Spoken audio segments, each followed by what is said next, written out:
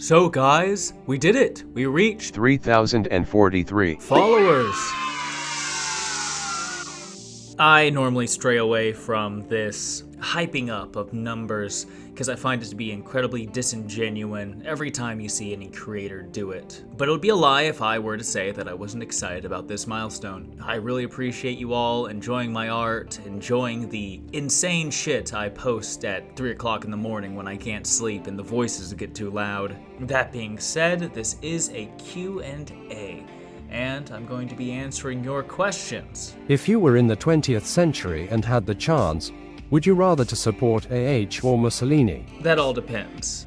Knowing what I know now, probably would have supported Mussolini, probably would have gone back in time and brought him weapons and potential ways to unfuck his military, guns of the South style. That being said, if I was just somebody living in the period, I would probably support Hitler. I'm a German. Will mass deportations actually happen, or is it just a pipe dream? Yes, but no. Do I believe that these people are going to be rounded up on cattle cars and dumped on the southern border? No, I don't. That would be too cool. That's too fun for reality. However, do I see, in the next 4 years at least, a quadrupling of ICE's budget to hunt down illegal individuals and take them back? Perhaps. I could see that, and I don't believe we'll get much pushback from Mexico.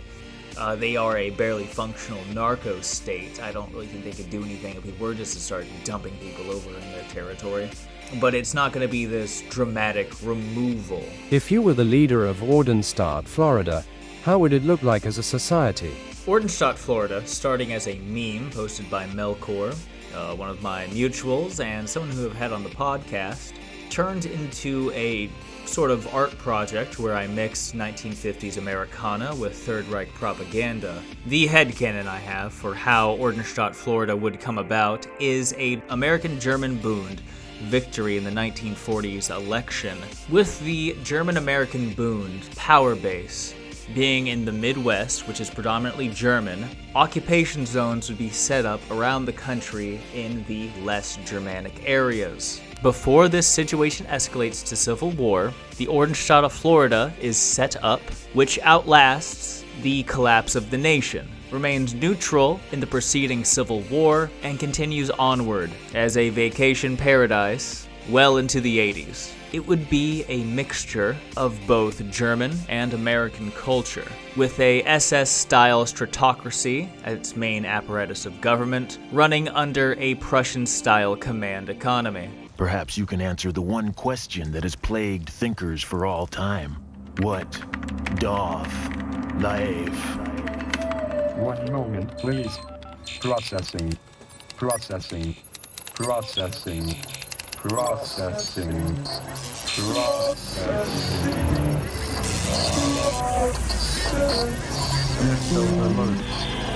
Were you a former service member? And how many fascist, third positionists have you met that were in the military? Yes, I am a veteran, and a good number of the fascists that I've worked with over the years in collaborations, podcasts, artwork, movements are retirees. It is not widely acknowledged in society, even though it is a blatant fact, that the majority of any branch of service is right-wing. That is because the vast majority of people who enlist in any branch of service in the military are country boys who wish to shoot guns for a living. That is just the nature of militaries, that is how it has always been, and that's how it shall always be. During my service, I can list 5 people off the top of my head who I've had open fascistic conversations with. Even though the majority of the people in the military are right-wing, the political nature of being a government employee means that most people are not very candid with their opinions, and try to keep that out of the office in fear of retaliation. If a counter-revolution happens, how the economy and the society will and should work in your beliefs, and by which source do your inspirations stem from, and how did you got into fascism or the alt-right? We need some kind of origin story. Fascism takes different forms depending on what country it's in. We all know that integralism, phalangism, British fascism, classical fascism, German fascism, which I do consider. National Socialism to be a branch off of fascism, it always takes a different form depending on what country it's in.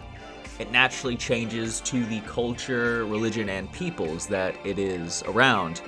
And as an American, I have to work within the American mindset, within how American society functions. America, being such a young nation, its national beliefs and cultures are very new. An American-style Third Reich is an impossibility. Even Rockwell himself admitted that his National Socialism was very different from Hitler's National Socialism. Considering all that, I believed that a mixed economy would be the best move for what would happen after the American counter-revolution. I believe that private interests should be able to still exist, although regulated, and they should be able to compete with government-owned corporations. I'd say a 60-40, 40% public, 60% private industry. A semi-syndicalist union representation within the private corporations. And like I was going back to, with America's very young culture, we kind of have the democratic process built into our zeitgeist, into all of our mythology. I believe that a limiting of American democracy should be done.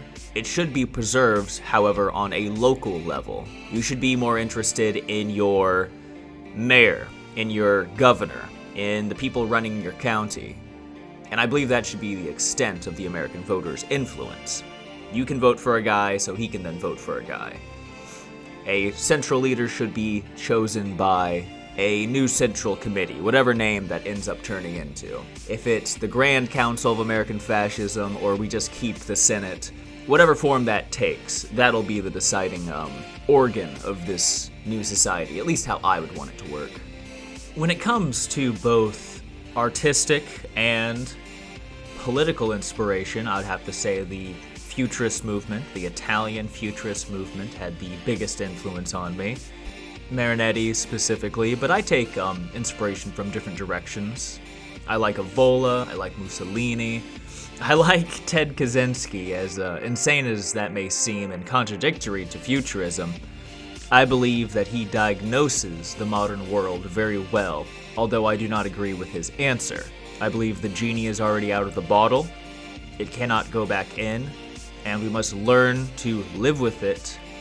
Most of my artistic inspiration comes from the retro wave, vapor wave, fash wave sort of aesthetics that came out of, 2016 Pole. I used to spend a lot of time on Pole, and a lot of that style I got from there. And I've experimented with different styles over the years, but I have to say that is my biggest inspiration.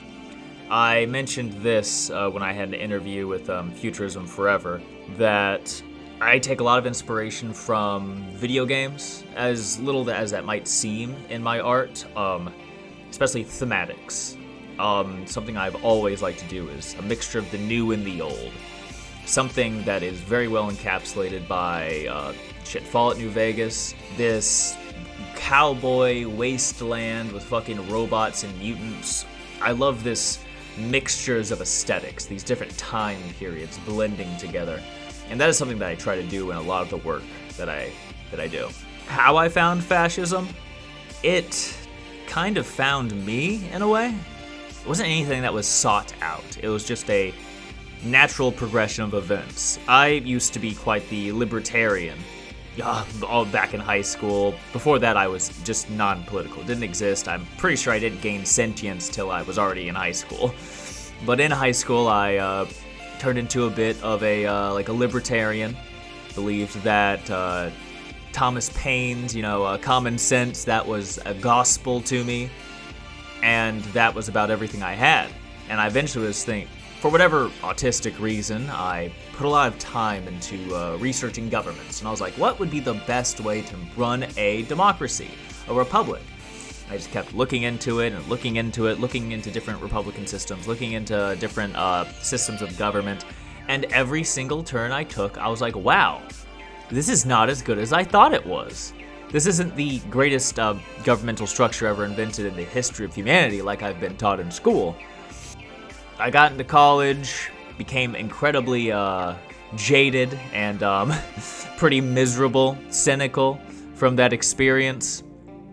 And that is where I found a little game called Nation States. It's a little browser game. You make a country and you get like a certain amount of like questions and stuff you get to do every single day or week or whatever. And you kind of build this nation from scratch. And from this, I found this group. I don't remember the name of this group, but it was just a straight up fascist group. And I was kind of playing as like a little bit of an authoritarian nation. I was like, oh, fuck it, I'll go in there. And these people were serious about like the doctrines of fascism, providing reading material, sources, things you need to look into. And it was a really good source, and I kind of got hooked on it from there. From there, I found Marshall Ironsides, Culture Thug, all of the OGs back when they were all on YouTube making fascist content, which is something you don't really see in any great number nowadays. It is, although things are getting better, censorship, at least in America, through these websites has been very bad for a while. And there's only so long you can be able to see these creators. From fascism, I found futurism, which is where I've roughly stayed. Of course, my opinions are not static. I've ebbed and flowed on different issues, and that's how I came about where I am now. Artistically, you're talking about the origin story, it came from a desire to make fucking alternate history flags. What would happen if this occurred? How would that affect culture and symbolism? And from there, I just got into different programs for doing this, and that kind of spiraled into eventually propaganda, again going back to the Pole-style, Fash Wave aesthetic. I was in there all the way through like 2016. I was quite the avid 4chan user in the day. You know, I'd make propaganda and post them on there. That's how I came into contact with a series of groups, and from these series of groups, I was making propaganda for them. And I just kept making propaganda. I'm not as associated with any groups nowadays, although I do some work for them every once in a while.